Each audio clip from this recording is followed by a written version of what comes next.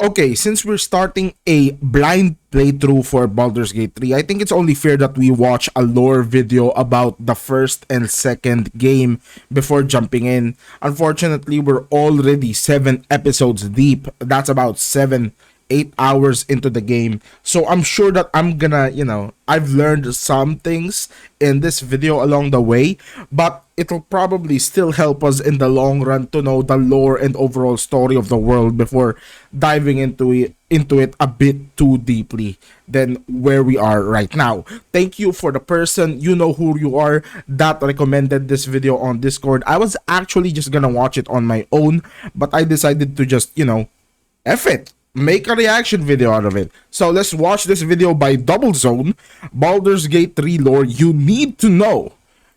It's a 12-minute video, and let's just watch it. I'm excited to watch this. I've been playing Baldur's Gate a lot, and I've been enjoying it every single time. So let's just do this. The launch is just around the corner, and in this video we'll Oh wow, it was released when Baldur's Gate 3 was launched. Really? Over a couple of places, races, and topics. Is this a bit of a spoiler? Probably, but I mean, we're still so far away from it, so it doesn't really matter. What the hell? First off, was that Dumbo? Gate. Baldur's Gate. Baldur's Gate, also known as the Gate or the City of Blood. Oh, is this it? That's the starting screen. Okay, I already know this. I already know that Baldur's Gate is a place, but I haven't seen it firsthand. Wow, this looks cool. Okay, this is... Wait, is this the starting town that the Nautiloid flew through and kidnapped people? A large metropolitan... That's why people kept saying that some of the people, that even us, originated from Baldur's Gate. City-state. It is located in It's a city-state. More specifically on the western coast of the Sea of Swords, Sea of Swords. The Sword Coast. Is that where Will resides? Because Will is like the sword something. Baldur's Gate. Oh, that's where it is. And influential merchant cities on the that map coast. Looked old. It attracts all sorts of people. Different races and people. Yeah, I see a lot of races here. The peace is kept by the Watch, along with the mercenary company known as the Flaming Fists. Flaming Fists. Can you guys hear? Can you guys hear? Which is definitely necessary. As with all those different people there, some have said that Baldur's Gate is a viper's nest of schemes and schemers. To the outside eye, however, Baldur's Gate is an impressive sight. I mean, just like any capital, really. It is like a crescent moon. Volo! Great harbor. Yo, Volo's the bard that we keep seeing. First on the Grove, and I think on the most recent episode, we saw him captured by the goblins. The region in which it lays is known for its abundance of drizzling rain, and despite its advanced water system mitigating most of this, it is still necessary to line the streets with straw or gravel to avoid slipping. Oh, One thing the Baldurians take great pride in is its inclusiveness.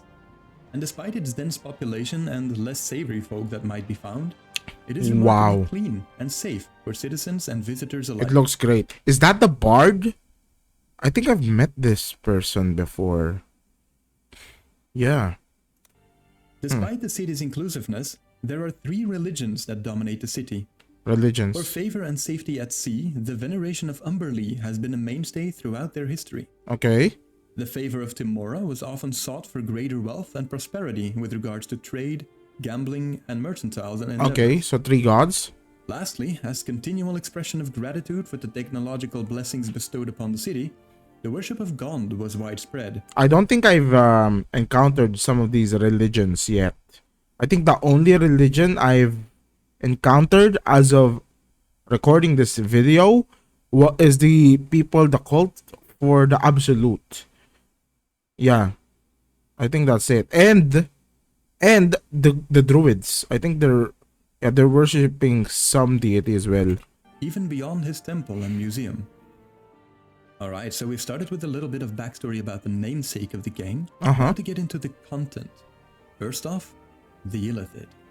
The Illithid, also known as Mind Flayers, are a race of sadistic aberrations feared by sentient creatures on many worlds due to their psionic abilities. Oh, okay. So that's what I keep reading Like every time you long rest, you have some elite powers that you could use.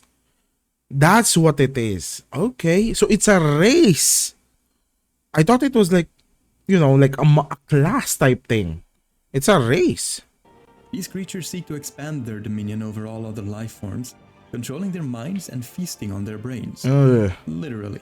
Instead of feasting on their victims or mind controlling them into their slaves, they are most likely keeping them to be inserted. Oh my god, not this cutscene again.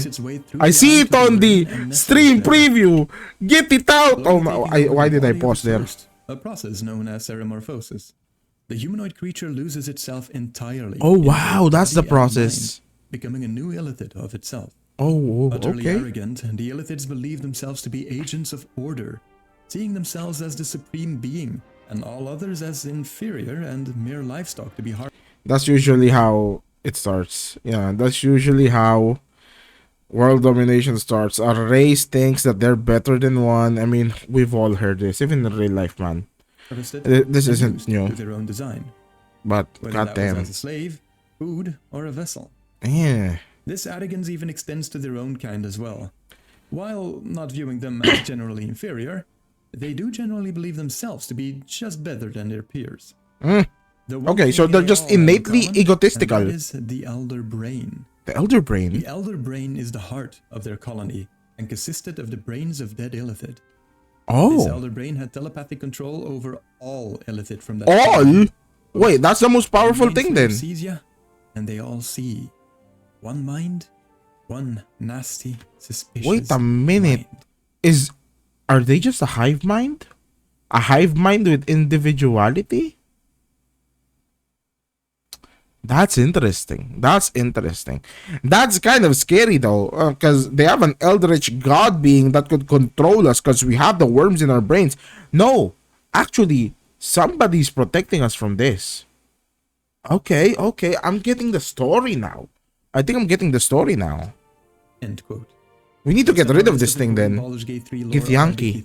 Yeah, I keep hearing these. To put it simply, the Githyanki are space pirates. Space pirates? They're weird in the sense that what? They raid without discrimination. Wait. Good or bad, they don't care. It's what they do. Space pirates? Can they go to... Wait a minute. Is Baldur's Gate's world has FTL? Faster than light technology? Are they conquering other worlds? Other planets? What do you mean, space pirates? That's something. But they are also the illithid's biggest opposing force. Oh. Quote, they're that strong. What would become of this multiverse if Githyanki didn't guard the astral plane from the illithid menace? What would reality become? There's a multiverse? I'm way too deep right now. End quote. Okay, so they're the contrasting force to the illithids then. Enslaved by the illithid for as long as anyone can remember. For so long even that the original name of the race has been forgotten, but it was referred to by some as the Forerunners.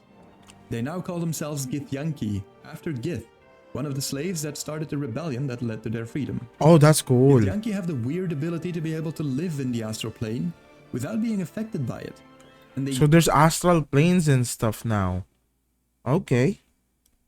It's cool that they named their race after their, their founding fathers. That's cool. That's like, you know what? I'm not gonna say it. I was gonna say something so big. Connection to, well, everything, to organize raids and stop the illithid wherever they can. As I said, they're kind of weird, as in... Okay, I get it now. Their raids on settlements are bad, but they might just be one of the main reasons why the illithid are being held back. Remember on the first cinematic when they jumped into the Nautiloid dragons and all through a portal? I think that's what they're trying to say here. That's from the astral plane. We're connecting stuff right now. Wow, I'm so interested about the lore of this game. It's so diverse and so like massive. After their enslavement ended, their leader Gith made a pact with the queen of evil dragons Tiamat. And in exchange, the Githyanki are able to ride dragons, which aids them in intercepting the Nautiloid ships of the illithid. Okay. That's There's what another I way was to dip as I was well, saying. But again, I have full videos on most of these topics Yeah, this. if you want more in-depth knowledge. So make sure to check those out. So are they the only race that has control of dragons? That's too bad. I wanted the dragon myself. If you guys haven't watched, you probably haven't watched because it's not out yet. We encountered on one of the failed saves the Githyanki on the way to Mountain Pass. And there was a guy there with a red dragon and a cool ass sword. We died. So that saves like out of our brain. We shouldn't know about this. But that dragon looked so cool, man. That dragon looked so cool. Now I want to quickly touch on the subject of the 9 hells as well. As 9 as hells? well in the game. As just said, hell, or Baldur in Infernal, What? consists of 9 hells. It is a plane that embodies lawful evil, but all are inhospitable or deadly to outsiders. Okay. These 9 hells could be represented as layers stacked on top of each other, Oh. with Avernus being the most accessible Oh, for I the get astral it. travelers.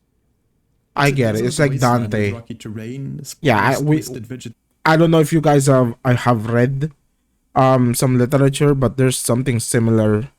vegetation, concealed snake pits, caves and warrens, volcanoes and rivers of Yeah, magma, and each level is like sky worse is than starless. the last. full of choking smoke, and glows a dark red due to the balls of flammable gas that floats about or streak across the atmosphere, randomly exploding as a I wonder what kind of interpretation they have for the 9 hells, because there's some interpretations where it's just 9 planes stacked up to one another so that you could like jump down to lower hells from the top hells. But I wonder if it's like another plane of existence for Baldur's Gate 3. fireball. Don't The comment, other by the way, layers don't are spoil. Dis, Minoros, Oh, Pegathos, we have Stygia, pictures. Malbold, Maladomini, Kenya. Oh, I and like that Nessus. one. I won't go into too much detail, but 2 more important facts to know. Each of the 9 circles are ruled Mephisto? by an archdevil, with Asmodeus being the overlord. Asmodeus! Oh, Asmodeus! Bro, we're going into demonology territory right here. Gargantuan This is citadel and cool. Nessus. And They're using these are devils. Raphael. Oh, that's demons. Raphael. We've met Raphael, actually. Is he one of the archdevils? There's a very important distinction here, as the devils and demons have actually been locked in an ancient conflict known Oh, as okay. So devils and demons are different. Blood War. You see, both devils and demons are evil, but whereas devils represent lawful evil, demons are chaotic evil. Oh, okay. Devils, for example, can be found to enter into contracts with other races, even those of the material plane. Is Raphael a demon or a devil? I forgot. It all just jumbled into my head now. Now I need to keep track of that, because we never know. Okay, so demons are lawful good, and devils are the chaotic good. They will Evil, by the respect way. that contract. Do read the fine print, though. Wait. Example can be found evil. Devils and demons are evil, but whereas devils represent lawful evil. Okay, so devils are demons lawful are evil. chaotic evil. Okay. Devils, for Put that in our example, can brains. be found to enter into contracts with other races, even those of the material plane, and they will respect that contract. Do read the fine print, though. Whereas Like demons, Raphael. oh, they'll just slaughter you without so much as a parlay. Okay, so There are many deities in Raphael, the world of Dungeons and Dragons, and I'm not going to go Shar. over all of them. okay, so But these are the Shar is gods. one you may want to know more about for Baldur's Gate 3. Shar is the Ferunian goddess of darkness and night, and the malevolent twin counterpart to the goddess of the moon Saluna. Okay. Not just the goddess of dark places, such as caves or the Underdark, Saluna and but also of Shar. dark deeds, secrets, loss, and the ability to forget. Oh. The depths of Shar's evil were too extreme to be described by words. She is deeply twisted and perverse, a being of Is that Shadowheart? Am I getting spoiled right now? Okay, Shar is the evil god. And Saloon is the moon god. Is Saloon a good god? Shar purport to be a healer, soothing the grief-stricken by letting them forget their woes. Wait, what? I thought Shar was bad. Okay. A healer, She is in evil truth a god. sadist, and enjoys conflicting the pain of loss on her worshippers. Oh. Her alleged help Oh, is never mind. Never mind. They're complicated like that, huh?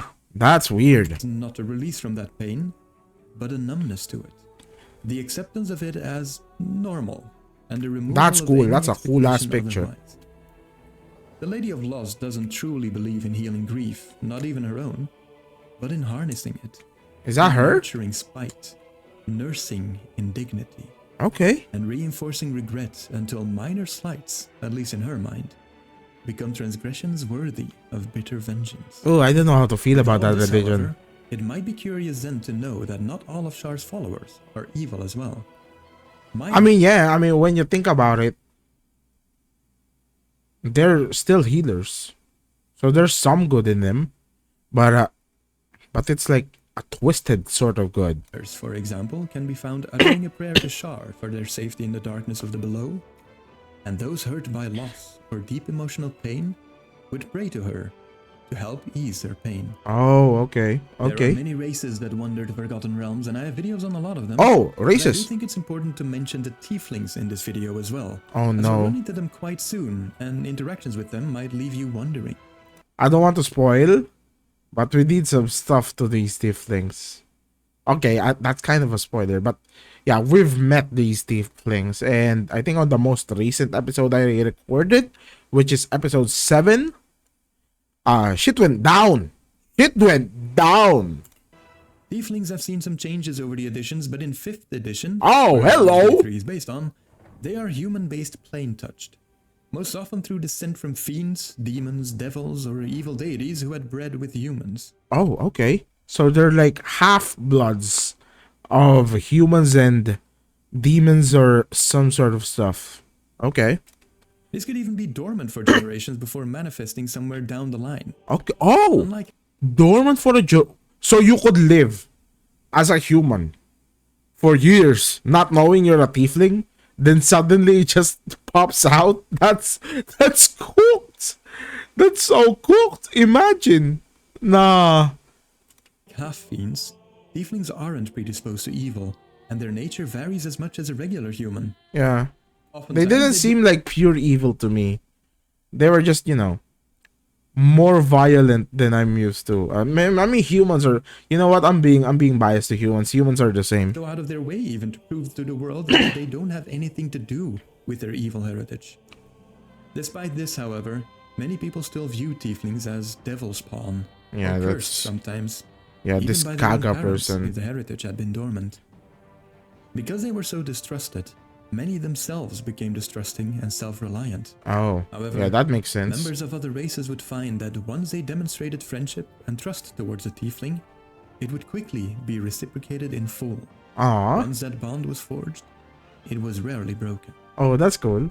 The Underdark is a Yeah, because if you're a race that's experienced that type of hate and racism for so long, I'm sure experiencing friendship and just loyalty and overall respect would go a long way for them to earn back your own respect and loyalty. So that makes sense. vast network of underground caverns Underdark. and tunnels underneath the surface of the world. What the heck? Okay, so we have we have hell, we have levels in hell, and now we have Underdark, which is under the world. This dark cavern system is extremely dangerous.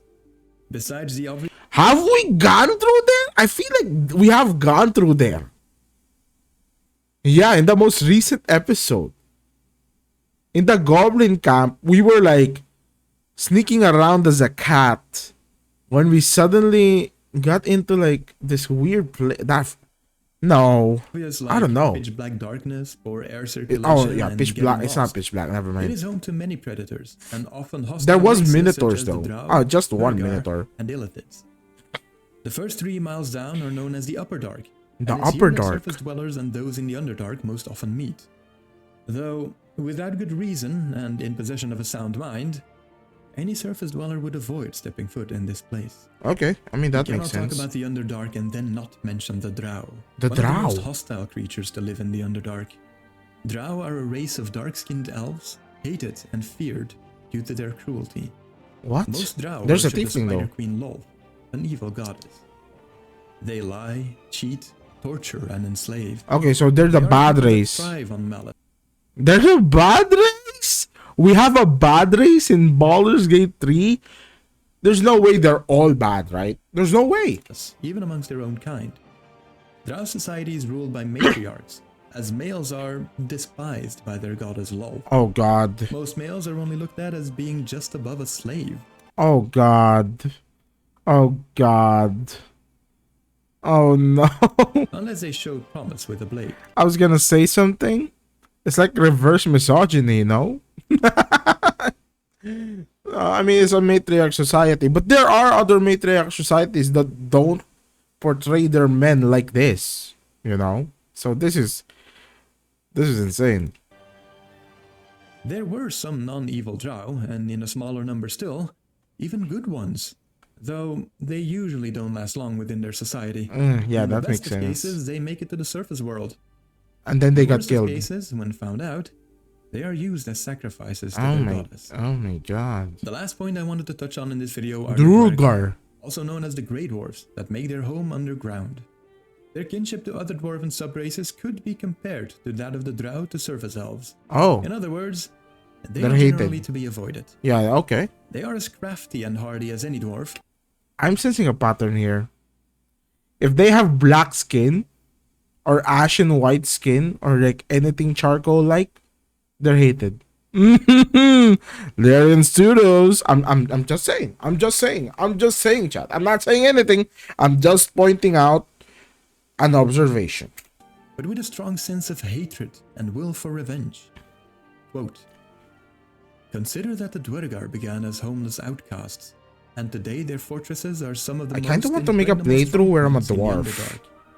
The question might not be if Maybe we will next conquer time. the realm below, but when. End quote. The reason for their hatred is the generations-long enslavement by the Mind Flayers. the Illithid. Oh, This they're came by the enslaved by the disagreement they had Illithid with other too. dwarven clans. After breaking free from their captivity, they started carving out a new home for themselves in the Underdark, Okay. though faced constant opposition from its denizens such as the Drow and the Illithid. They still carry this bitterness within them, and so most Duergar don't respond kindly to those not of their own kind. How Hope this video gives you how somewhat of do a decent background for Illithid enslave people if they just put worms in their brain? Aren't they supposed to just turn it to mind flayers too? Maybe just normal slavery. I can't believe I'm saying maybe just normal slavery. Bro, what am I saying right now? the game and helps you understand what is going on. Oh, that's it. Do make sure to check out some of my other lore videos on the Yo, cool video. I'm gonna give it a like. Yep, give it a like right here. Subscribe to the Doublezone as well. Awesome video. I can't wait to play more. You know what? I'm playing right now. I'm recording episode 8 right now. If you want to watch the whole blind playthrough, I'm gonna put the playlist down below. Hopefully you guys enjoyed this reaction. I'm gonna see you guys in the next one, okay?